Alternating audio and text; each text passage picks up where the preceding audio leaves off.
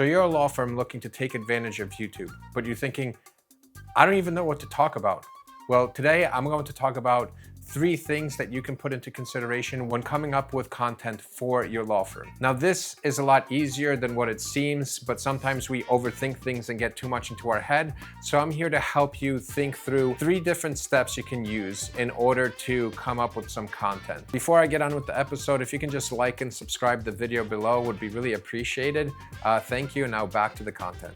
So here is the 3 things: defining your audience, giving them value, or coming up with the purpose of your channel by defining that value for your audience.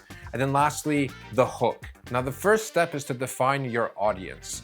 This will be very important to help you kind of drive value to your target audience. It'll give you a little bit more purpose in how you pursue your channel. And it'll also help reach out and target the people that you really want to get in front of. And so here it's important to get as specific as possible, but always remember, the more you niche down in this section, the smaller your audience will be, but the higher the value the audience will be. As an example, if someone's looking for which one's the best chocolate milk and everybody's just talking about milk, but you're the only one talking about chocolate milk, you might only have 3 or 5 people in that audience, but it's 3 or 5 people that are really going to be engaged with the content you put out. So defining your audience, this goes from everything to how they look like, where do they work, are they a daily commuter, are they not, are they youth, are they a young professional, are they a mom, are they a dad, do they live in a city, do they live in the suburbs, do they live in a rural area, are they farmers, are they city people, are they an alien, do they live on Mars, is it an animal, are they a cow, do they milk every day? You get the picture. All of this will be super important to get you to start thinking about the type of content you want to put out and who you want to reach out to, like I mentioned before. So take some time and write this down and really narrow down who you would like to reach out to. So for example, if you're working on car accident cases, you don't need the guy that's rollerblading necessarily or the guy that's walking to work. You want the daily drivers and the people that are commuting to work or have farther commutes, because they're going to be more meaningful to you than someone maybe in a rural countryside that's walking across their farmland every day. You don't need to reach out to people like that. If you're really niche, for example, let's say you're a law firm that only focuses on marijuana or hemp cases. Those very niche markets, you will reach out to a very niche audience. But like I mentioned before, they're going to be the most engaged and the ones that need you the most. If you're a professional in a very niche area, that is great, but just remember, you'll have a smaller audience, but doesn't necessarily mean that it's less valuable. So create the profile for your audience and then think to yourself, how can I give them value? Which brings us to number 2, giving value or finding purpose for your law firm or your channel specifically. Now, let's say you've defined your audience to be young professionals that commute on the interstate every day in the Atlanta area.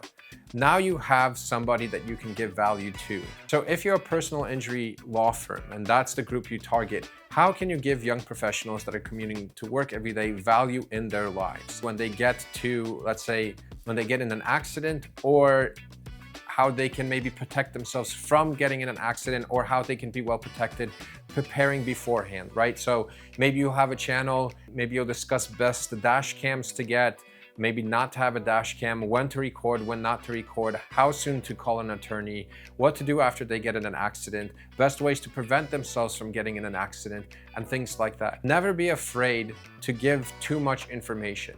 And what I mean by that is you might be afraid to say too much because they might not need you after that case, but that's not always true. Now, let's give an example. Now, let's say I have my car behind me and I need the lower ball joints to be replaced. I may look up a YouTube video on how to replace my lower ball joints, but once I start doing it, I might realize I don't have the time for it, I don't have the tools, and that's actually more expensive for me to do it than take it to a shop. Now, because I've watched a video of that person replacing lower ball joints, I already have a recognition of that person, of their face, of their voice, and I watch them, so I already have a sense that I might know that person even though they don't know me. And so I might still, even though he told me how to do the lower ball joints and I couldn't do it, I might still go to that person in order to replace them because I know he knows how to do them. He knows them well enough at least to teach me how to do it. And that goes the same for advice or any services for your law firm. So just because you might be afraid that maybe they'll know too much, usually There's obviously intricate details or professionalisms that you kind of learn from being an attorney and that they might not know. So even if you give them that advice, they still might turn to you. I have a small YouTube channel separately where I talk about religious subjects that have over 6,000 subscribers. And even I get 2 or 3 emails sometimes expressing how grateful they are for my content. And so don't overthink it or think it's too beyond you to be able to give somebody value. Now, I know some of you guys that are attorneys like to entertain or think that you have to be entertaining or outgoing in doing this, and that's not always true. It's very important to provide that value and over-deliver on that value than it is to be entertaining. Once you lock in your audience and you provide value to that audience, then you can think about how you can make your channel more entertaining. But value is always more important than entertainment, and entertainment is not always the value. I think I said that right. Essentially, define your audience, think about how you can help them or how you want to help them. Also, think about what questions do you frequently get asked in your office. Answer those questions as well, because if those people have those questions, I'm sure there's hundreds of others or thousands of others that have that question as well. So give people advice and put it up on your channel. And if you need further help in thinking about ideas, use tools such as Google Trends, which will show you keywords that are being searching very often that may help you think about ideas. Or there's programs like vidIQ that actually will also give you a rating on how much a video is trending or a topic is trending versus not, and whether that space is competitive or not. There's plenty of tools that can help you, and so Google Trends and vidIQ are great ones to kind of start with. They're both free. With all of this said and done, when you're specifically working on your YouTube video, it's important to have a hook, ways that you can grab them and keep them watching so that there's a payoff at the end of their video. Now, this is a very specific technique, and this takes kind of like trial and error, and also sometimes working in teams or groups as far as like what works or what doesn't. So as an example, when creating a title or a thumbnail for your page, instead of using titles like what to do when you're in a car accident, you might say something like, you just found yourself in a car accident, what you should do, or top 10 things to do when you found yourself in an accident. There's ways to deliver the same message, but to hook people in and then keep them watching. It's really important, and I can't nail this down enough, that when you go to give somebody the advice or the value that they're looking for, that you deliver on that value.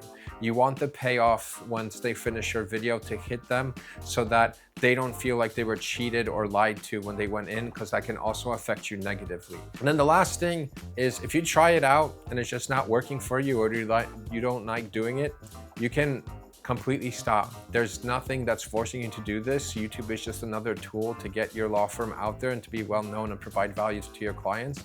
And if it's not something that is natural to you, then it's completely fine. But give it a try and see if some of these tools that I provided help. And then, lastly, you might think, whoever would want to watch me talk about anything? Just reminder, these channels here exist and people watch them and they have millions of views. We have a water filter guy, a hoof guy that trims cow hooves. We have this guy, and they get millions of views. So I'm sure there's many people that would appreciate some legal advice as well. I would also like to mention, specifically for growing your law firms, amount of views don't equate to success or value. And it's much better to have a smaller audience that interacts with you than a large audience that leads to nothing. Through my work, I've had several videos that gone viral, and because they didn't have any kind of call to action or things that people can interact with, that's all it ended up being was views. We had a skit that had over millions of views, and I've had a video on my channel that has over 250,000 views on it, and it amounted to nothing except for the view count and the subscribers. So remember that views aren't always what you're after, but giving that value. So hopefully this helps. If you liked what I said here on this video, make sure to like and subscribe below, hit the notification bells and stuff. And also, if you're a law firm owner and I missed something or you have other advice, please comment below and let us know what works for you or what didn't work, so that other people may know when they get in front of the camera as well. Until next time, cheers. This thing's pretty cool, right? Like, I thought it didn't work anymore, but because I'm in Georgia and it's a peach, it kind of works. I like it.